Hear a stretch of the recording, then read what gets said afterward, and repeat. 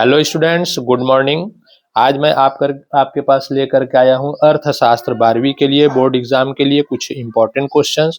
हमने आपको पहले जो भाग है उसमें हमने बताए थे कुल 14 क्वेश्चन। आज हम बता रहे हैं आपको 15 क्वेश्चन से। अभी तक आप हमारे चैनल को सब्सक्राइब नहीं किए हैं तो सब्सक्राइब कर लीजिए, ताकि हम इसी प्रकार के और भी इम्पोर्टेंट क्वेश्चंस आपको हम सेंड करेंगे। ठीक है, तो यहाँ पर हम क्वेश्चन लेते हैं, बजट की प्रमुख विशेषताएं बताइए। तो बजट की आपको विशेषताएं पूछा जा रहा है। तो पहली विशेषता आप बताएंगे उद्देश्यों पर आधारित। उद्देश्यों पर आधारित का मतलब है कि सरकारी बजट का निर्माण किसी निश्चित उद्देश्य की पूर्ति के लिए बनाया जाता है। मतलब सरकार जो भी बजट बनाती है वह अपने एक उद्देश्य को पूरा करने के लिए बनाती है, ये बताना है आपको, ताकि बजट को नियोजन के साथ समन्वित करके योजना के उद्देश्यों की पूर्ति संभव हो सके। मतलब ये होता है कि सरकार जब बजट बनाती है तो कुछ प्लानिंग करती है, उस प्लानिंग को बजट के साथ क्या करता है, इन्वॉल्व करता है, और उसके बाद फिर अपने उद्देश्य को पूरा करता है। तो उद्देश्यों पर आधारित होता है बजट की पहली विशेषता। सेकेंड आप बताएंगे विवेकपूर्ण प्रभाव। विवेकपूर्ण प्रभाव का मतलब होता है कि बजट का निर्माण जो होता है सरकार अपने विवेकपूर्ण ढंग से करता है, मतलब सोच समझ करके बजट बनाती है, ताकि समाज के सभी वर्गों को इसका लाभ मिल सके, सभी वर्गों पर इसका समान रूप से प्रभाव पड़ सके। कर की वसूली अमीर और गरीब में भेदभाव किए बिना समान रूप से की जाती है। तो टैक्स का जो वसूली किया जाता है वो गरीब और अमीर वर्ग सभी वर्गों से समान रूप से लेना चाहिए, और जो भी बजट बन रहा है वह विवेकपूर्ण प्रभावपूर्ण होना चाहिए। तीसरा आप बताएंगे उत्पादन को प्रोत्साहन। तो सरकार की जो भी बजट बनता है वो देश के निर्माण के आर्थिक विकास के लिए बनाया जाता है, ताकि राष्ट्रीय उत्पादन को अधिक से अधिक प्रोत्साहित मिल सके। तो राष्ट्र के उत्पादन को ज्यादा से ज्यादा बढ़ाने के लिए भी बजट बनाने का इनकी उद्देश्य होता है। चौथा आप बताएंगे इसमें महत्वपूर्ण। देश के आर्थिक क्रियाओं के निष्पादन में बजट का महत्वपूर्ण स्थान होता है, ताकि देश की प्रगति के पथ पर अग्रसर रहे। तो जो भी बजट बनाया जाता है देश की प्रगति के लिए बनाया जाता है, इसलिए यहाँ पर बजट की विशेषता में आप बताएंगे महत्वपूर्ण। पांचवा है सामाजिक न्याय। यह बजट की महत्वपूर्ण विशेषताएं हैं। इसके माध्यम से देश की जनता के हित को ध्यान में रख करके बजट बनाया जाता है। तो जो भी बजट बनाया जाता है उसको आपको जानना है कि जनता के हित में होना चाहिए, जनता के अनहित में कोई भी बजट नहीं बनाए जाते हैं। छठवां है घाटे का बजट। घाटे का बजट का मतलब होता है कि देश में तेजी से आर्थिक विकास एवं समाज के कल्याण के कारण घाटे के बजट बनाए जाते हैं। तो घाटे का बजट किसको कहते हैं, जिसमें आय कम होता है और खर्च ज्यादा दिखाए जाते हैं, तो उसको हम लोग घाटे का बजट कहते हैं। परंतु बाद में इसको हम लोग क्या कर सकते हैं, संतुलित बजट के रूप में परिवर्तित कर सकते हैं। संतुलित बजट का अर्थ पूछा जाता है तो उसमें आप बताएंगे जितना सरकार की आय होती है, राजस्व होती है, उसके बराबर ही खर्च तय किए जाते हैं, वो संतुलित बजट कहलाता है। फिर अगला क्वेश्चन हम लेते हैं यहाँ पर, जो कि इसके साथ अथवा में रहेगा। बजट की आवश्यकता क्यों होती है, ये आपको बताना है। तो बजट की आवश्यकता क्यों होती है लिखिए। तो सरकारी बजट की आवश्यकता के कारण आपको बताना है। तो पहला आप याद रखेंगे सरकारी गतिविधियों में वृद्धि। सरकार की जितने भी कार्यकलाप होते हैं उसको बढ़ाना है, सरकार के जितने भी योजनाएं हैं उसको आगे बढ़ाना है, उसके लिए बजट आवश्यक होता है। तो विगत कई वर्षों में सरकारी गतिविधियों में अत्यधिक वृद्धि हुई है, इसलिए इन गतिविधियों को संपूर्ण करने के लिए आवश्यक व्यय की पूर्ति हेतु बड़े साधनों को एकत्रित करना होता है। तो जितने भी हमारी आवश्यकता है उसको पूरा करने के लिए हमको धन जुटाने पड़ेंगे, धन एकत्रित करना होगा। तो बजट के अभाव में यह सब उचित ढंग से क्रियान्वयन करना संभव नहीं है। तो यदि कोई सरकार अगर बजट नहीं बना पाती है तो फिर अपने कार्य को वो आगे नहीं बढ़ा पाता है, इसलिए बजट की आवश्यकता पड़ती है। सेकेंड आप बताएंगे उत्पादन में वृद्धि। बजट संबंधी नीति के माध्यम से सरकार उत्पादन में वृद्धि करने में सहयोग देती है। ठीक, यह अर्थव्यवस्था में कृषि एवं उद्योग क्षेत्र को आर्थिक सहायता दे सकती है, अनुसंधान कार्य को प्रोत्साहित करने के लिए वित्त व्यवस्था कर सकती है, अनुदान के लिए प्रचुर मात्रा में धन जुटा सकती है। परिणाम निवेश में वृद्धि से उत्पादन में वृद्धि होती है। इसका तात्पर्य यह हुआ कि सरकार जो है बजट के माध्यम से ही, बजट के नियम के अनुसार ही उत्पादन को बढ़ा सकती है, अपनी अर्थव्यवस्था में कृषि हो गया, उद्योग हो गया, इन क्षेत्रों में आर्थिक सहायता दे सकती है, मतलब धन संबंधी सहयोग कर सकते हैं किसानों को, उद्योगपतियों को। और अनुसंधान का मतलब होता है खोज करना, रिसर्च करना। तो खोज के कार्यों को भी सरकार जो है प्रोत्साहित करती है, आगे बढ़ाती है और उनको धन की व्यवस्था करके उनको सहयोग प्रदान करती है। अनुदान का मतलब होता है सरकार समय समय पर सरकारी संस्थाओं को और प्राइवेट संस्थाओं को सहयोग करती है दान के रूप में। तो अनुदान के लिए भी पर्याप्त मात्रा में सरकार जो है धन जुटा सकती है बजट के माध्यम से। तो इसका परिणाम ये होगा कि निवेश में वृद्धि होने से उत्पादन में भी वृद्धि होगी। निवेश का मतलब होता है धन लगाना, तो धन लगाने से हमारे उत्पादन में भी वृद्धि होती है। थर्ड है समस्याओं का समाधान। समस्या का जितना भी समाधान है वो बजट के माध्यम से ही सरकार तय करती है। आर्थिक विकास को प्रेरित करने के लिए अर्थव्यवस्था में उपस्थित विभिन्न समस्याओं का समाधान करने के लिए बजट एक महत्वपूर्ण उपकरण है, बताएंगे। तो जो भी आर्थिक समस्या आता है उसको बजट के माध्यम से ही सरकार जो है उसको उन समस्याओं का समाधान करती है। जैसे कि मान लो मुद्रास्फीति की समस्या आ गई। मुद्रास्फीति का मतलब होता है कि बाजार में मुद्रा की मात्रा अधिक हो जाना और मुद्रा का मूल्य जो है वो कम हो जाना। तो इससे क्या होता है कि रोजगार तो बढ़ता है लेकिन वस्तुओं की दाम अधिक बढ़ जाती है, भुगतान शेष में घाटा आदि। इन समस्याओं को समाधान करने के लिए बजट की आवश्यकता होती है। भुगतान शेष का मतलब होता है कि आयात और निर्यात के बीच में जो डिफरेंस आता है, उससे अगर हमारा आयात बढ़ जाता है और निर्यात कम होते हैं तो हमारा भुगतान शेष घाटे में चला जाता है, जिससे सरकार को बजट के माध्यम से ही इन समस्याओं का समाधान करना होता है। चौथा आप बताएंगे आय की असमानता को कम करना। बजट संबंधी नीति से आय एवं धन के वितरण की असमानता को भी कम किया जा सकता है। प्रगतिशील कराधान से सरकार आवश्यक धन प्राप्त कर सकती है। यहाँ पर प्रगतिशील कराधान का मतलब होता है अमीर वर्ग से ज्यादा कर वसूलना और गरीब वर्ग में उस कर को क्या करना है, उस कर को गरीब वर्ग के समाज में, कमजोर वर्ग में उसके धन को लगाना होता है। तो प्रगतिशील कराधान से सरकार आवश्यक धन प्राप्त कर सकती है जिसका प्रयोग समाज के कमजोर वर्ग के लिए किया जा सकता है। तो आय की असमानता को कम करना हो गया। पांचवा आप बताएंगे कार्यकलापों की सूचक। तो सरकार जो है बजट के माध्यम से ही निवेशकों को और आम जनता को अपने कार्यकलापों की सूचना देती है कि हम अमुक अमुक कार्य के लिए बजट बनाए हैं, ताकि वह कार्य दिख सके। तो बजट सरकार के कार्यकलापों का महत्वपूर्ण सूचक है। नियोजित ढंग से आय प्राप्त करना और बुद्धिमत्तापूर्ण व्यय सरकार की कार्यकुशलता को दर्शाता है। बजट सरकार के कार्यकलापों का दर्पण है, बताएंगे आप। मतलब बजट के माध्यम से ही सरकार अपने जितने भी योजनाएं हैं, जितने भी कार्य हैं, उसको आम जनता के सामने प्रस्तुत करती है। अगला क्वेश्चन है आपके पास, विदेशी विनिमय दर को प्रभावित करने वाले कारकों को लिखिए। विदेशी विनिमय दर। विदेशी विनिमय दर का मतलब होता है जैसे कि आज भारत की जो मुद्रा है वो विदेश की मुद्रा की अपेक्षा काफी कम है उसका मूल्य, तो एक्सचेंज रेट जो होता है वो विदेशी विनिमय दर कहलाता है। तो विदेशी विनिमय दर को प्रभावित करने वाले कारक कौन कौन से हैं? तो पहला है आपका आयात निर्यात। यदि घरेलू आयात निर्यात से अधिक होती है तब विदेशी मुद्रा की मांग बढ़ जाती है।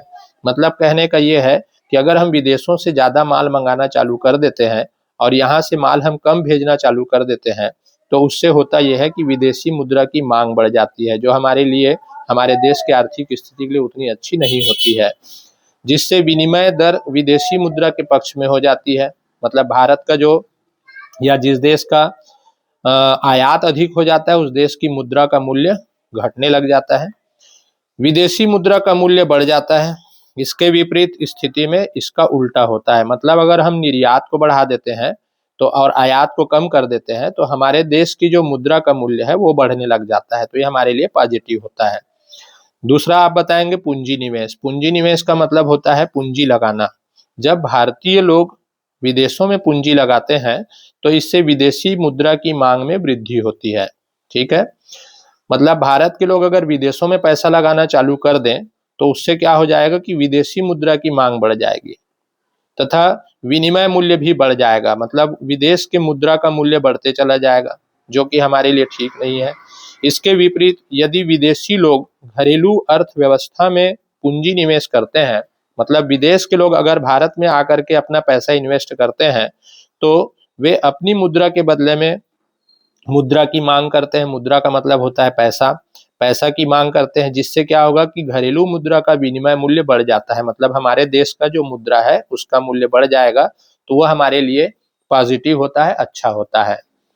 तीसरा आप बता रहे हैं यहाँ पर प्रतिभूतियों का क्रय विक्रय। प्रतिभूतियों का क्रय विक्रय का मतलब हो गया कि जब एक देश के निवासी विदेशी प्रतिभूतियों का क्रय करते हैं, तब विदेशी मुद्रा की मांग में वृद्धि होती है। इससे घरेलू मुद्रा का मूल्य कम हो जाता है।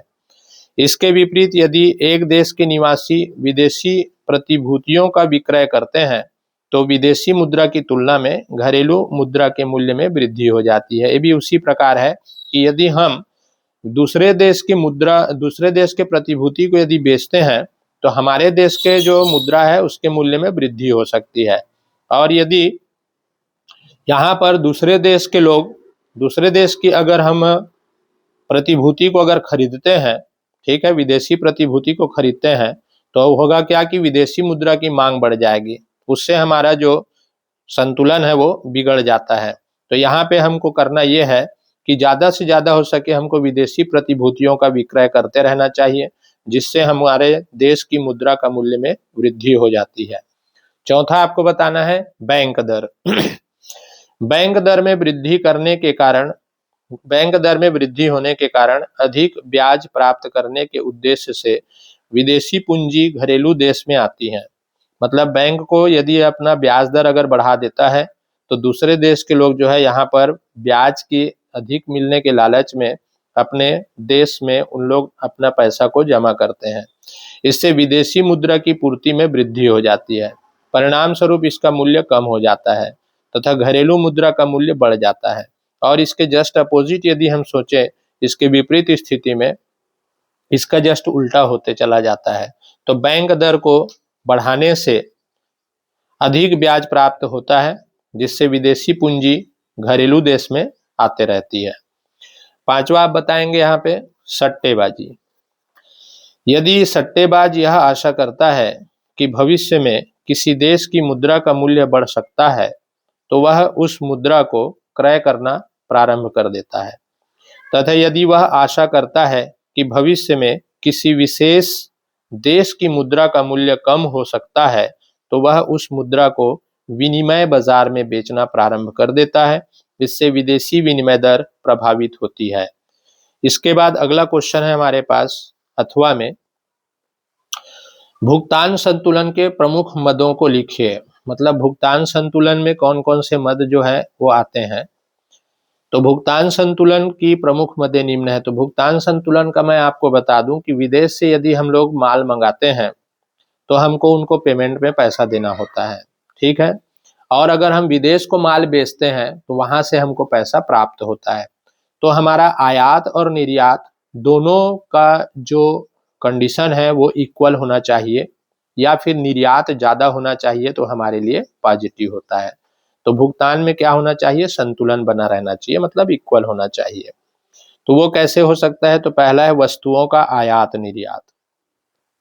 आयात तथा निर्यात की जाने वाली वस्तुएं भुगतान संतुलन का सर्वाधिक महत्वपूर्ण भाग होती है। इन वस्तुओं में सोना चांदी को भी शामिल किया जाता है।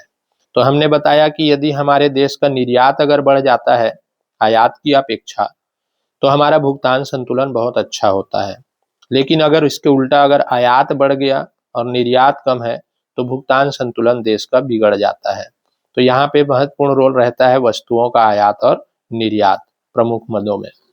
सेकेंड आप बताएंगे यहाँ पर सेवाओं का आयात निर्यात।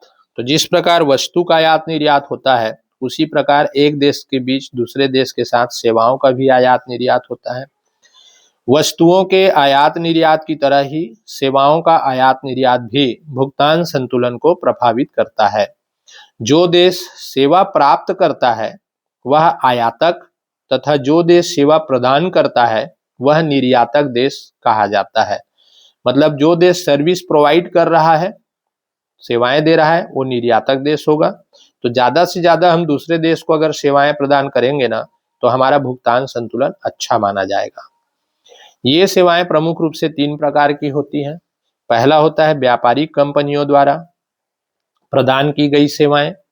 दूसरा है विशेषज्ञ सेवाएं। विशेषज्ञ सेवाएं जैसे डॉक्टर हो गया, इंजीनियर्स हो गए, सीए हो गए, वैज्ञानिक हो गए, इन लोग अपनी सेवाएं देते हैं एक देश से दूसरे देश को, तो इससे भी हमारे धन का आना जाना होते रहता है।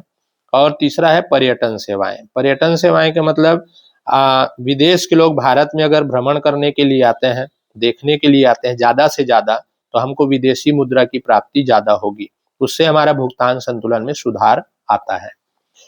तीसरा आप बताएंगे ऋण, ब्याज एवं लाभ आदि का समव्यवहार। कुछ देशों द्वारा अन्य देशों को दिए गए ऋण पर ब्याज, मतलब ऋण जो देते हैं, कुछ देशों द्वारा अन्य देशों को दिए गए ऋण ब्याज देते हैं। इसके अलावा अन्य देशों में किए गए पूंजी निवेश के कारण उत्पन्न लाभ भी भुगतान संतुलन को प्रभावित करता है। कहने का मतलब है कि अगर हम विदेशों को ऋण देंगे तो हमको ऋण के बदले में ब्याज अधिक प्राप्त होगा, या फिर हम दूसरे देश में पैसा इन्वेस्ट करते हैं तो हमको लाभांश के रूप में लाभ भी प्राप्त होगा। तो विदेशी मुद्रा की हमें इससे प्राप्ति हो सकती है। चौथा आप बताएंगे जनसंख्या का स्थानांतरण, मतलब जनसंख्या का इधर से उधर होना। जब लोग एक देश को छोड़ करके दूसरे देश में बसते हैं ना, तो अपने साथ कुछ जमा धनराशि भी एक देश से दूसरे देश ले जाते हैं। मतलब अगर आप भारत से विदेश जाएंगे तो निश्चित रूप से अपने खर्चा पानी के लिए आप यहाँ से पैसा लेकर के जाएंगे, तो यह भुगतान संतुलन को प्रभावित कर देता है। मतलब हमारे देश का पैसा कम हो जाता है उससे। तो ये भी हमारे लिए भुगतान संतुलन की प्रमुख मदों में आता है, जनसंख्या का स्थानांतरण होना, मतलब ट्रांसफर होना। पांचवा आप बताएंगे सरकारों द्वारा किया गया व्यय। सरकार कैसे खर्च करती है?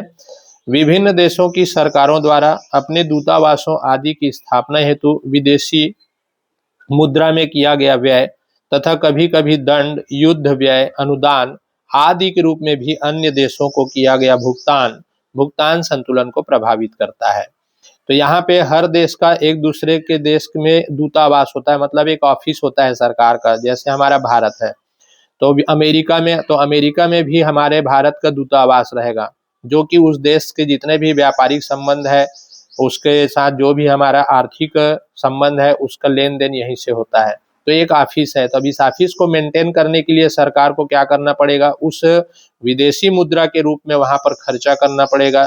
यहाँ के जितने स्टाफ है उनको सैलरी देने पड़ेंगे, बिल्डिंग का मेंटेनेंस खर्च लगेगा, ठीक।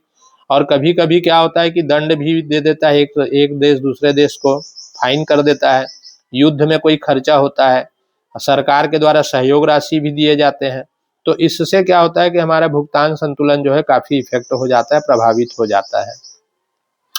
छठवां आप बताएंगे स्वर्ण का अंतरण, मतलब सोने का ट्रांसफर करना। सोना मतलब समझ गए, गोल्ड। यदि ऊपर की मदों के द्वारा आपस में भुगतानों का संतुलन नहीं होता है, मतलब अगर हम ऊपर की मदों में जैसे वस्तुओं का आयात निर्यात बताए, सेवाओं का आयात निर्यात बताए, ऋण, ब्याज एवं लाभ आदि का समव्यवहार बताए, जनसंख्या का स्थानांतरण बताए, सरकार द्वारा किया गया व्यय, इनसे भी अगर भुगतान संतुलन बराबर नहीं होता है तो सरकार क्या करती है? सोना दे करके फिर उस संतुलन को बराबर करती है, उस संतुलन में लाती है। स्वर्ण का अंतरण का मतलब यही है कि यदि ऊपर की मदों के द्वारा आपस में भुगतानों का संतुलन नहीं होता है तो सोने के अंतरण द्वारा संतुलन स्थापित किया जाता है। तो इस प्रकार से यहाँ पे हमने देखा कि कुछ महत्वपूर्ण क्वेश्चंस आपको हमने समझाए। अब अगला जो हमारा वीडियो आएगा उसमें हम लेंगे अति दीर्घ उत्तरीय प्रश्न, जिसमें 4 क्वेश्चंस रहेंगे आपके 6-6 नंबर के, ठीक। तो तब तक आप इसको पढ़ करके रखिए, और अभी तक आप चैनल सब्सक्राइब नहीं किए तो आप चैनल को सब्सक्राइब कर लीजिएगा। Thank you.